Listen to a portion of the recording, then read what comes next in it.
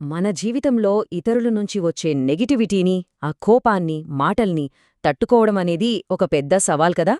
అయితే దీనికి ఒక అద్భుతమైన సమాధానం ఒక పాత బౌద్ధ కథలో దాగి ఉంది. మరి ఆ కథేంటో, అది మనకు ఏం నేర్పిస్తుందో తెలుసుకుందామా? అవును. ఎవరైనా మనమీద కోప్పడినప్పుడు, మనల్ని నానా మాటలు అన్నప్పుడు అసలు మనం ఎలా స్పందించాలి? ఈ ప్రశ్న మనందరికీ ఎప్పుడో ఒకప్పుడు ఎదురయ్యేదే. దీనికి సమాధానం వెతుక్కుంటూ ఒక పాత కథలోకి వెళ్దాం. ఇది మన ఆలోచనా విధానాన్నే మార్చేయొచ్చు. సరే, ముందుగా కథలోకి వెళదాం. మొదటి భాగం హఠాత్తుగా జరిగిన దాడి. అంటే ఆగ్రహం మధ్యలో ప్రశాంతతకు ఎదురైన ఒక పరీక్ష. అదో ప్రశాంతమైన రోజు. గౌతమ బుద్ధుడు తన శిష్యులతో కలిసి ఒక ఊరిలో నడుచుకుంటూ వెళ్తున్నారు. అంతా ప్రశాంతంగా ఉంది. కానీ ఆ ప్రశాంతత ఎక్కువసేపు నిలవలేదు. ఎందుకంటే వాళ్ల దగ్గరికి ఒక వ్యక్తి వచ్చాడు. ఆ వచ్చిన వ్యక్తి ఏమాత్రం మొహమాటం లేకుండా బుద్ధుడిమీద విరుచుకుపడ్డాడు. "నువ్వో మోసగాడివి! ఈ ప్రజలందర్నీ తప్పుదోవ పట్టిస్తున్నావు" అని గట్టిగా అరిచాడు. అతని మాటల్లో కోపం, ద్వేషం అన్నీ ప్రస్ఫుటంగా కనిపిస్తున్నాయి. ఇక్కడే అసలు విషయం మొదలవుతుంది. అంతలా మాటలంటున్నా బుద్ధుడు కొంచెం కూడా కోపగించుకోలేదు. పైగా ముఖంలో ఒక ప్రశాంతమైన చిరునవ్వుతో అతను చెప్పే ప్రతి మాటని ఓపిగ్గా వింటున్నారు. ఒకవైపు అంత కోపం, మరోవైపు ఇంత ప్రశాంతత. చూసేవాళ్లకి కూడా ఆశ్చర్యంగా అనిపించింది.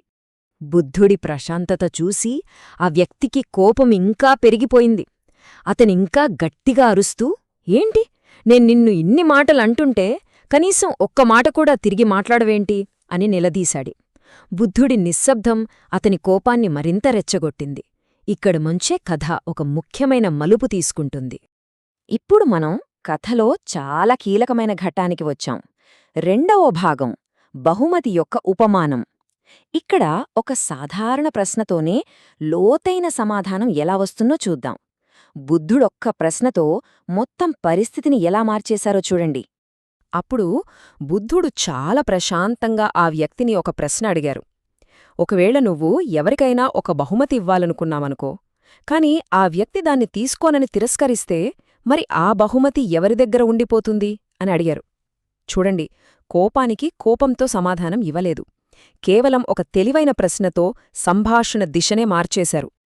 ఆ ప్రశ్నకు ఆ వ్యక్తి వెంటనే పెద్దగా ఆలోచించకుండా "అదేముంది, అది నా దగ్గరే ఉంటుంది" అని సమాధానమిచ్చాడు. చాలా సింపుల్ గదా. కాని ఈ సింపుల్ సమాధానంలోనే అసలు పాఠం దాగుంది. అప్పుడు బుద్ధుడు నవ్వి ఇలా అన్నారు, "చూడు, సరిగ్గా అలాగే. నువ్వు ఇప్పుడు నాకిస్తున్న ఈ తిట్లను, ఈ కోపాన్ని నేను బహుమతిలా స్వీకరించడం లేదు. దానిని నేను తిరస్కరిస్తున్నాను. కాబట్టి అదంతా ఎవరి దగ్గరుండిపోతుంది? నీ దగ్గరే." ఈ మాటలతో ఆ వ్యక్తి ఒక్కసారిగా నిశ్శబ్దమైపోయాడు. సో, కథ అయితే ముగిసింది. కాని అస్సలైన విశ్లేషణ ఇప్పుడే మొదలవుతుంది.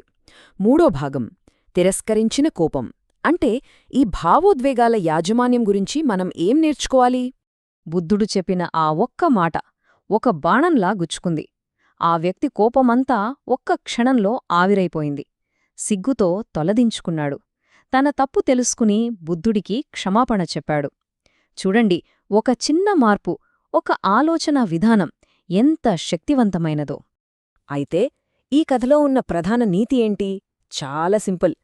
ఇతరుల కోపం, వాళ్ల తిట్లు మనల్ని ఎప్పుడు బాధిస్తాయి అంటే, మనం వాటిని మనసులోకి తీసుకున్నప్పుడు, అంటే వాటిని స్వీకరించినప్పుడు మాత్రమే. మనం వాటిని అంగీకరించేదాకా అవి మనల్ని ఏమీ చేయలేవు. ఒక రకంగా చెప్పాలంటే ఇదొక లావాదేవీలీ లాంటిది. దీన్ని 3 సింపుల్ స్టెప్స్లో చూడొచ్చు. మొదటిది, అవతలి వ్యక్తి కోపాన్ని ఒక బహుమతిలా ఆఫర్ చేస్తారు. రెండోది, దాన్ని తీసుకోవాలా వద్దా అని మనం ఒక నిర్ణయం తీసుకుంటాం. మనం దాన్ని స్వీకరించకూడదని నిర్ణయించుకుంటే ఇక 3 స్టెప్ ఏంటి? ఆ కోపం ఎక్కడినుంచి వచ్చిందో ఆ అసలేజమాని దగ్గరికే తిరిగి వెళ్ళిపోతుంది. సరే, ఈ కథ చాలా బాగుంది. కానీ ఇంత పాత కథలోని జ్ఞానాన్ని ఈ ఆధునిక జీవితానికి మనం ఎలా అన్వయించుకోవాలి? దీని గురించి మన చివరి భాగంలో చూద్దాం. మన శాంతి మన చేతుల్లో. ఈ సూత్రం ఇప్పటికీ ఎప్పటికీ పనిచేస్తుంది. ఇక్కడ మనం ఒక ముఖ్యమైన విషయాన్ని అర్థం చేసుకోవాలి. మన జీవితంలో ఏం జరుగుతుందనేది బాహ్య సంఘటన. మనల్ని ఎవరైనా తిట్టొచ్చు, మనమీద కోప్పడొచ్చు. కానీ దానికి ఎలా స్పందించాలనేది మన అంతర్గత ఎంపిక. ఆ తిట్లని స్వీకరించి బాధపడొచ్చు, లేదా దాన్ని తిరస్కరించి ప్రశాంతంగా ఉండొచ్చు. చాయిస్ ఎప్పుడూ మనదే. ఈ తేడాను గుర్తించడమే కీలకం. కాబట్టి ఈ మొత్తం కథ నుండి మనం గుర్తుంచుకోవాల్సిన ముఖ్యమైన విషయాలు ఏంటంటే 1. ఎదుటివారి కోపం వాళ్లది, మనది కాదు. 2. మన అనుమతి లేకుండా మనల్ని ఎవ్వరూ బాధ పెట్టలేరు.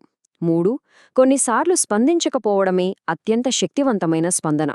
ఇక ఆఖరిగా మన ప్రశాంతత అనేది మన లోపల మనం నియంత్రించుకునేది, బయటివాళ్లు కాదు. అందుకే అంటారు, ఒకరి ప్రశాంతత ఎప్పుడూ వారి చేతుల్లోనే ఉండాలి అని. దీనర్థం ఏంటంటే, మన సంతోషానికి, మన ప్రశాంతతకు సంబంధించిన రిమోట్ కంట్రోల్ ఎప్పుడూ ఇతరుల చేతికి ఇవ్వకూడదు. దానిపై పూర్తి అధికారం మనకే ఉండాలి. ముగించే ముందు ఒక చిన్న ప్రశ్న. ఒక్కసారి ఆలోచించండి, మన ప్రశాంతతకు నిజమైన యజమాని ఎవరు? బయటి పరిస్థితులా, ఇతరులా, లేక మనమేనా? ఈ ప్రశ్నకు సమాధానం మనలోనే ఉంది.